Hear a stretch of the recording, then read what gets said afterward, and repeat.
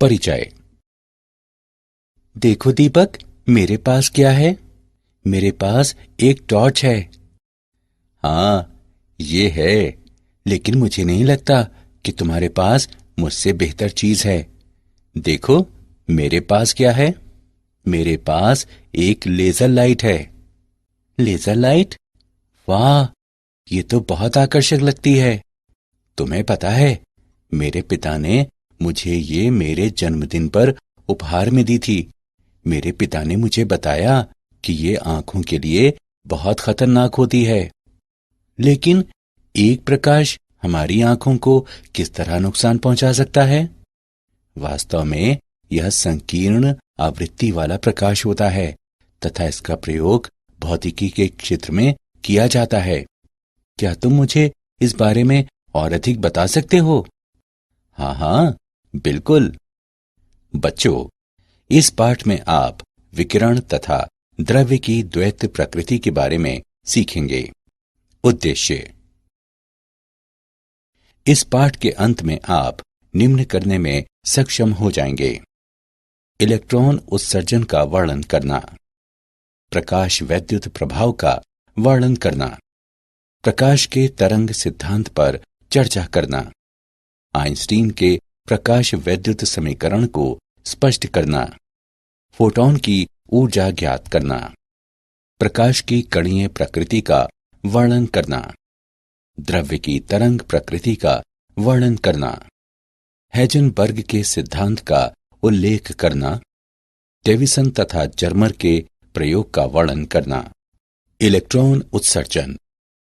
धातुएं कहलाने वाले कुछ ठोसों में बाहरी कक्षाओं में इलेक्ट्रॉन अपने मातृ परमाणु से इतनी शिथिलता पूर्वक बंधे होते हैं कि वे एक परमाणु से अन्य परमाणु में आसानी से जा सकते हैं और ठोस में विचरण कर सकते हैं। ये इलेक्ट्रॉन मुक्त इलेक्ट्रॉन कहलाते हैं क्योंकि ये ठोस के अंदर स्वतंत्र होते हैं। हालांकि ये अपने आप ठोस से बाहर नहीं निकल सकते। ये मुक्त इलेक्ट्रॉन धातु पृष्ठ के भीतर आयनों के आकर्षण और पृष्ठ बलों द्वारा रोक कर रखे जाते हैं। अतः इलेक्ट्रॉनों को धातु पृष्ठ से बाहर निकालने के लिए एक निश्चित न्यूनतम ऊर्जा की आवश्यकता होती है। इलेक्ट्रॉन को धातु पृष्ठ से बाहर उत्सर्जित कराने के लिए आवश्यक ऊर्जा की न्यूनतम मात्रा धातु का कार्यफलन φ0 कहलाती है। धातु पृष्ठ से इलेक्ट्रॉन उत्सर्जन के लिए आवश्यक ये न्यूनतम ऊर्जा कार्यफलन धातु में निम्न में से किसी तरीके से आपूर्ति की जा सकती है। क्षेत्र उत्सर्जन। प्रबल विद्युत क्षेत्र लगाने से इलेक्ट्रॉनों को धातु पृष्ठ से बाहर निकाला जा सकता है। तापायनिक उत्सर्जन। धातु को गर्म करने पर मुक्त इलेक्ट्रॉनों द्वारा पर्याप्त तापीय ऊर्जा प्राप्त की जाती है जिससे वे धातु पृष्ठ के आकर्षण बल से मुक्त हो जाते हैं। प्रकाश विद्युत उत्सर्जन। प्रकाश के रूप में ऊर्जा की आपूर्ति किए जाने पर भी धातु से मुक्त इलेक्ट्रॉन निकाले जा सकते हैं। प्रकाश विद्युत प्रभाव। प्रकाश ऊर्जा द्वारा धात्विक पृष्ठ से इलेक्ट्रॉनों का उत्सर्जन प्रकाश विद्युत प्रभाव कहलाता है तथा इस प्रकार उत्सर्जित इलेक्ट्रॉन प्रकाशिक इलेक्ट्रॉन कहलाते हैं। हर्त्ज के प्रेक्षण। स्फुलिंग विसर्जन विधि से विद्युत चुंबकीय तरंगों को उत्पन्न करने वाला एक प्रयोग करते समय हर्त्ज ने प्रेक्षण किया कि कैथोड को किसी आर्क लैंप से पराबैंगनी प्रकाश द्वारा प्रदीप्त करने पर धातु इलेक्ट्रोडों के पार उच्च वोल्टता स्फुलिंग अधिक हो जाता है। हर्त्ज अपने प्रेक्षणों की व्याख्या नहीं कर सका, लेकिन अन्य वैज्ञानिकों ने ये किया। उन्होंने बताया कि धातु की प्लेट से इलेक्ट्रॉनों के उत्सर्जित होने के कारण उच्च आवृत्ति वाले प्रकाश का आपतित होना है। ये प्रकाश विद्युत प्रभाव कहलाया। हाल-वॉक्स तथा लिनार्ड के प्रेक्षण। फिलिप लिनार्ड ने अवलेखित किया कि जब दो धातु प्लेटें, जो इलेक्ट्रोड कहलाती हैं, उससे घिरी एक निर्वातित कांच की नली में उत्सर्जक पट्टिका पर पराबैंगनी विकिरण आपतित किया जाता है तो परिपथ में धारा प्रवाहित होती है। इन प्रेक्षणों ने इंगित किया कि जब उत्सर्जक पट्टिका पर पराबैंगनी विकिरण आपतित होता है तो इससे इलेक्ट्रॉन बाहर निकलते हैं जो एनोड पट्टिका की ओर आकर्षित होते हैं। निर्वातित कांच नलिका से इलेक्ट्रॉन प्रवाह परिपथ पूर्ण कर देता है और परिपथ में धारा प्रवाहित होने लगती है। तब लिनार्ड और हॉलवॉक्स ने एक जिंक पट्टिका तथा एक विद्युतदर्शी लेकर इस बारे में आगे और प्रयोग किए। जिंक पट्टिका को एक विद्युतदर्शी से जोड़ा गया। उन्होंने ये प्रेक्षित किया, जब एक अनावेशित जिंक पट्टिका को पराबैंगनी प्रकाश से किरणित कराया जाता है तो जिंक पट्टिका में धनावेश उत्पन्न हो जाता है। जब एक धनावेशित जिंक पट्टिका को पराबैंगनी प्रकाश से किरणित कराया जाता है तो पट्टिका का धनावेश बढ़ जाता है। जब एक ऋणावेशित जिंक पट्टिका को पराबैंगनी प्रकाश से किरणित कराया जाता है तो जिंक पट्टिका का आवेश समाप्त हो जाता है। इन सभी प्रेक्षणों से पता चला कि जब पराबैंगनी प्रकाश जिंक पट्टिका पर आपतित होता है तो ऋणावेशित कण अर्थात इलेक्ट्रॉन उत्सर्जित होते हैं। मूल्यांकन। आइए आगे बढ़ने से पहले देखें कि आपने कितना सीखा। निम्न का मिलान करें।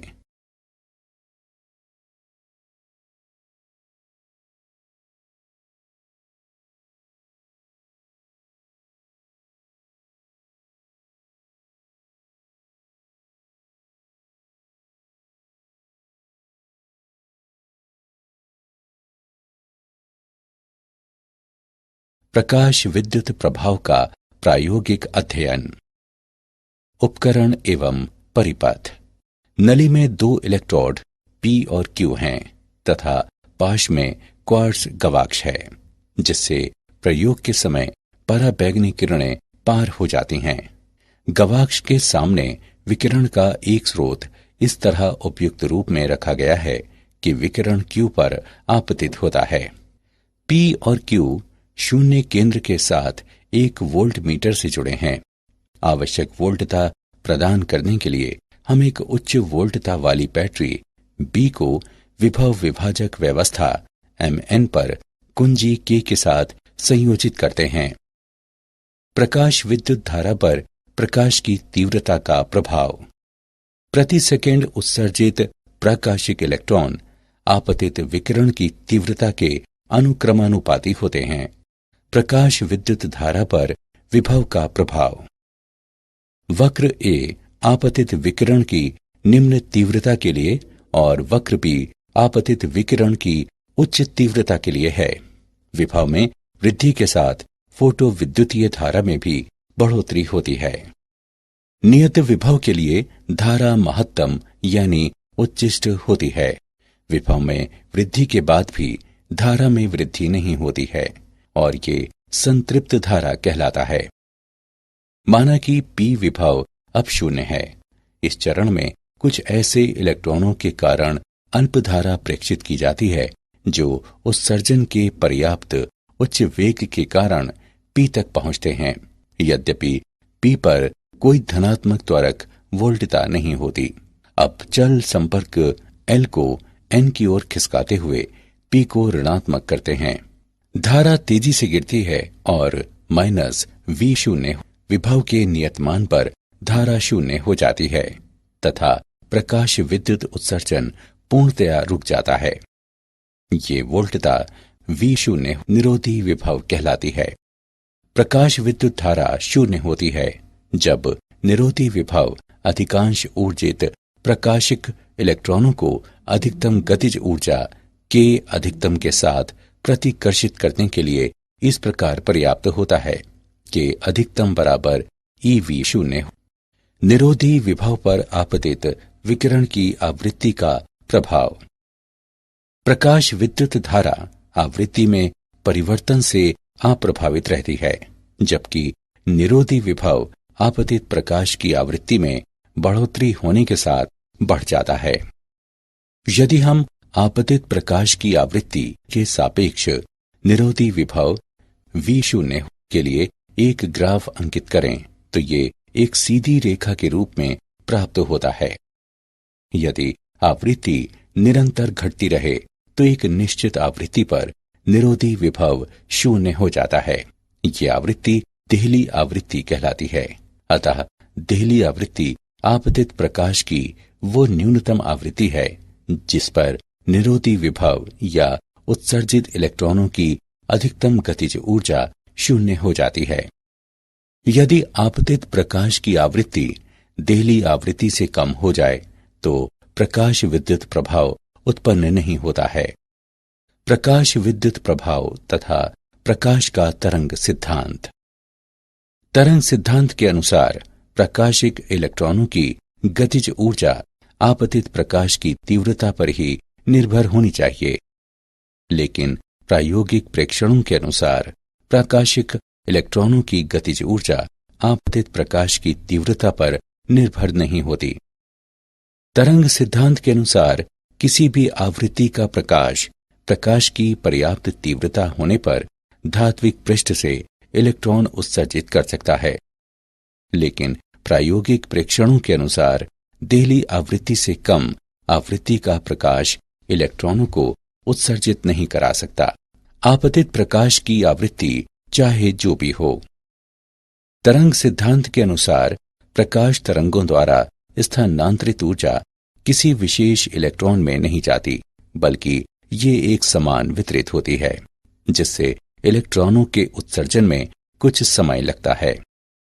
लेकिन प्रायोगिक प्रेक्षणों के अनुसार धातु पर प्रकाश के आपतित होने के पश्चात इलेक्ट्रॉनों का उत्सर्जन तत्क्षण ही होता है, प्रकाश की तीव्रता चाहे जो भी हो।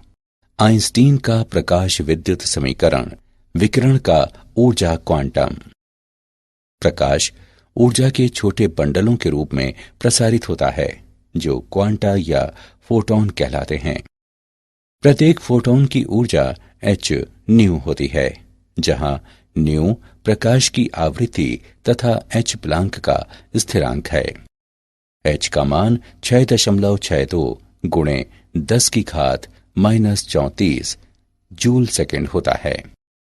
यदि इलेक्ट्रॉन फोटॉन से उससे अधिक मात्रा में ऊर्जा अवशोषित करता है, जितनी ऊर्जा धातु के पृष्ठ से बाहर निकल जाने के लिए आवश्यक होती है फाई शून्य, तो इलेक्ट्रॉन अधिकतम गतिज ऊर्जा से उत्सर्जित होता है। के अधिकतम बराबर h न्यू माइनस फाई शून्य। यह समीकरण आइंस्टीन का प्रकाश वैद्युत समीकरण कहलाता है। महत्वपूर्ण बिंदु: धातु के पृष्ठ से इलेक्ट्रॉन के उत्सर्जन के लिए h न्यू फाई शून्य से अधिक है।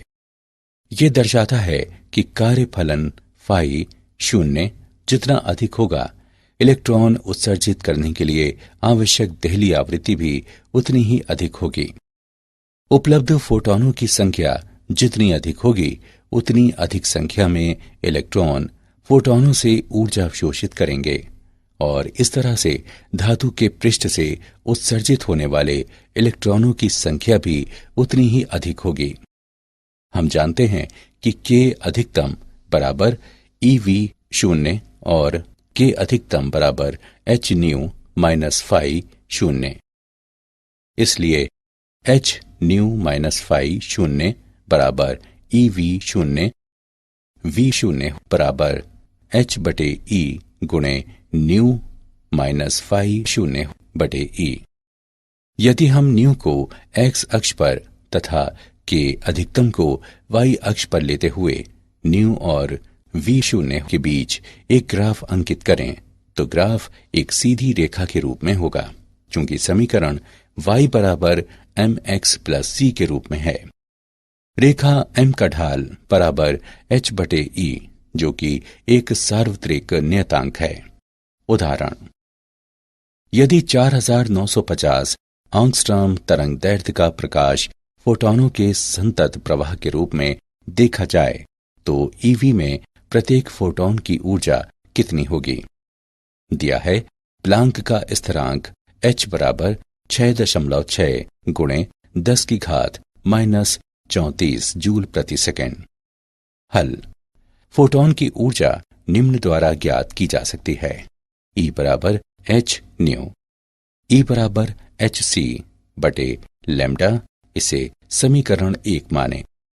C प्रकाश की चाल है जो 3 गुणे 10 की घात 8 मीटर प्रति सेकंड है।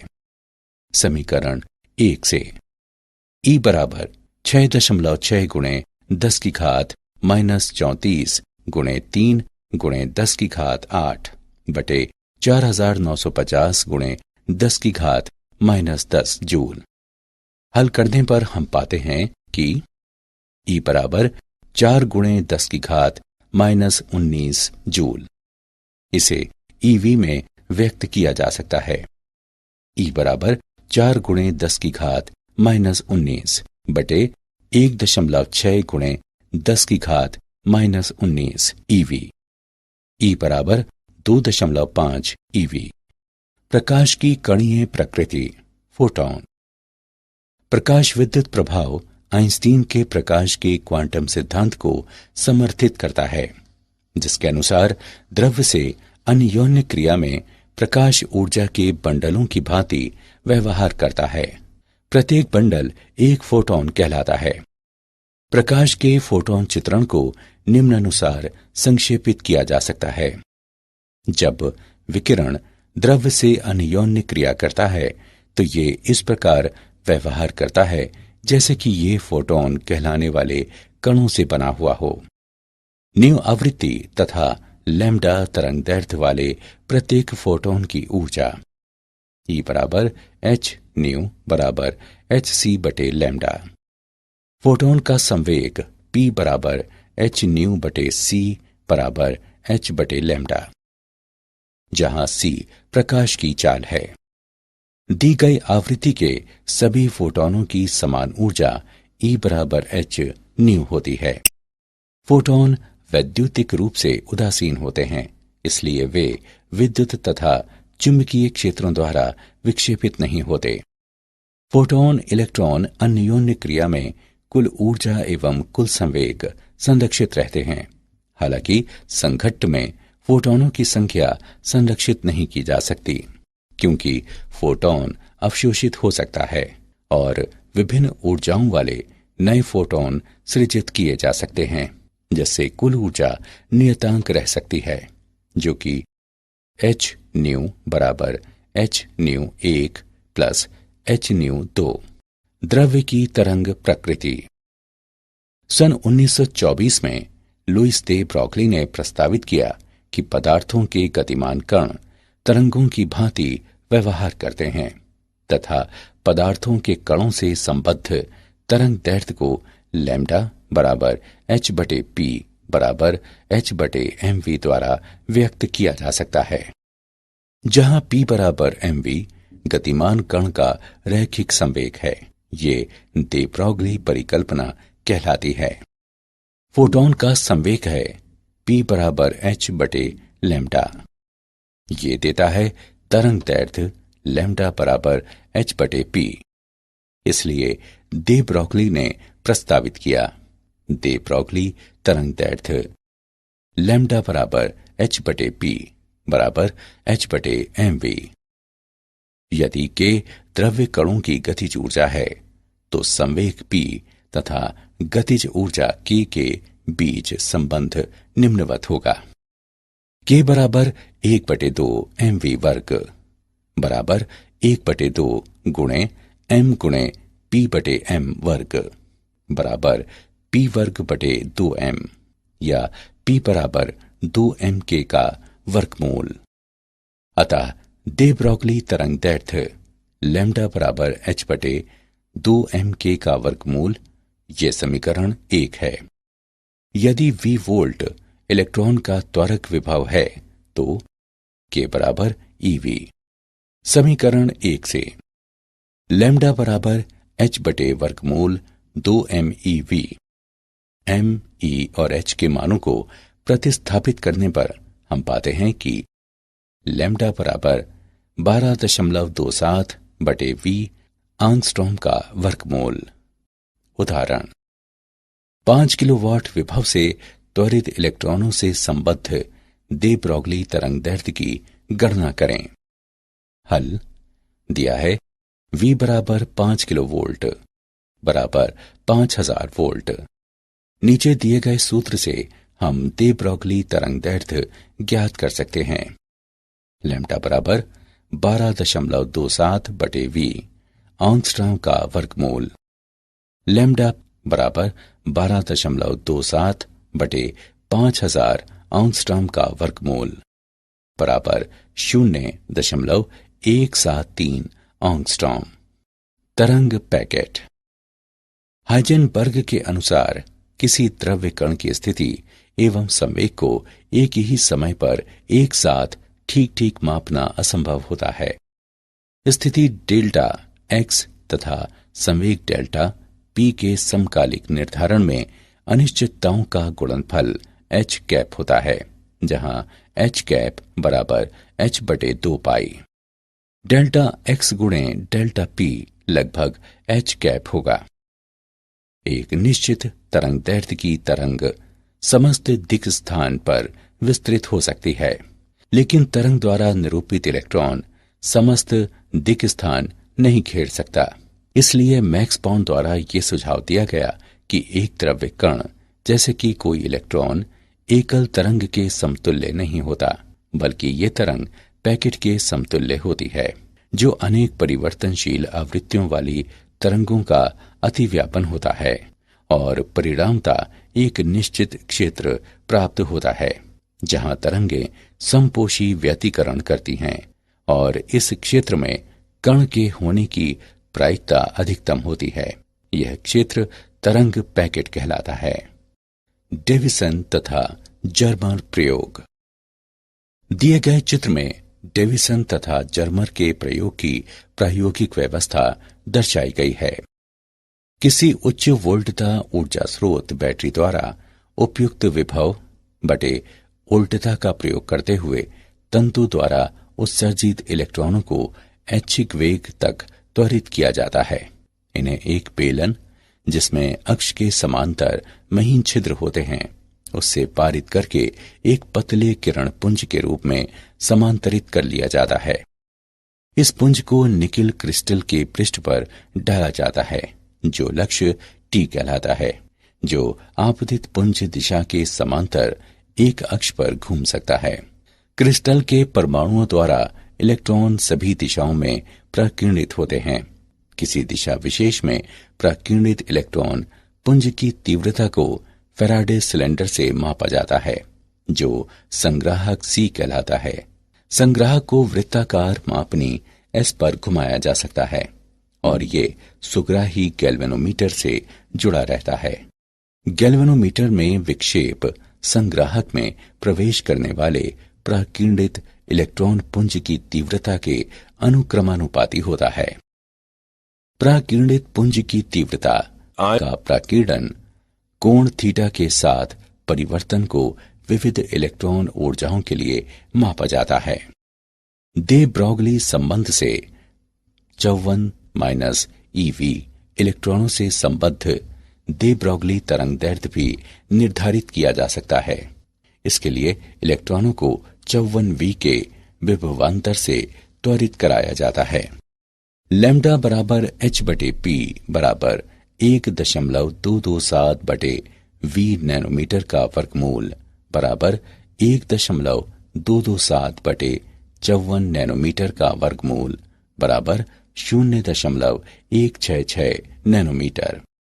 इस प्रकार डेविसन जर्मर प्रयोग द्रव्य कणों की तरंग प्रकृति के बारे में दे ब्रॉगली की परिकल्पना का प्रत्यक्ष सत्यापन करता है। क्या आप जानते हैं 1905 में अल्बर्ट आइंस्टीन नामक जर्मन मूल के भौतिक विज्ञानी ने प्रकाश वैद्युत प्रभाव का विवेचन किया। 1924 में लुई दे ब्रॉगली ने तरंग कण द्वैत प्रकृति पर अपना सिद्धांत प्रस्तुत किया। सारांश। आइए हमने जो कुछ सीखा है उसे संक्षेप में दोहराएं। इलेक्ट्रॉन को धातु पृष्ठ से बाहर उत्सर्जित कराने के लिए आवश्यक ऊर्जा की न्यूनतम मात्रा धातु का कार्यफलन φ0 कहलाती है। ऊर्जा की आपूर्ति निम्न 3 प्रकार से की जा सकती है: क्षेत्र उत्सर्जन, तापायनिक उत्सर्जन और प्रकाश विद्युत उत्सर्जन। प्रकाश ऊर्जा द्वारा धात्विक पृष्ठ से इलेक्ट्रॉनों का उत्सर्जन प्रकाश विद्युत प्रभाव कहलाता है तथा इस प्रकार उत्सर्जित इलेक्ट्रॉन प्रकाशिक इलेक्ट्रॉन कहलाते हैं। प्रकाश विद्युत प्रभाव निम्न पर निर्भर होता है: आपतित प्रकाश की तीव्रता, प्रयुक्त विभव और आपतित प्रकाश की आवृत्ति। आइंस्टीन का प्रकाश विद्युत समीकरण K अधिकतम बराबर h न्यू माइनस फाई शून्य, जहां K अधिकतम गतिज ऊर्जा है, न्यू प्रकाश की आवृत्ति है, फाई शून्य धात्विक पृष्ठ का कार्यफलन है। आइंस्टीन के प्रकाश का क्वांटम सिद्धांत के अनुसार प्रकाश ऊर्जा के छोटे बंडलों के रूप में द्रव्यों से अन्योन्य क्रिया करता है और ये बंडल फोटॉन कहलाते हैं। न्यू आवृत्ति तथा लैम्डा तरंग दैर्ध्य के प्रत्येक फोटोन की ऊर्जा E बराबर h न्यू। दे ब्रॉगली तरंग दैर्ध्य लैम्डा बराबर h बटे 2m_k का वर्गमूल, जहां k द्रव्य कणों की गतिज ऊर्जा है। हाइजेनबर्ग के अनुसार किसी द्रव्य कण की स्थिति एवं संवेग को एक ही समय पर एक साथ ठीक ठीक मापना असंभव होता है। डेविसन जर्मर प्रयोग द्रव्य कणों की तरंग प्रकृति के बारे में दे ब्रॉगली की परिकल्पना का प्रत्यक्ष सत्यापन करता है।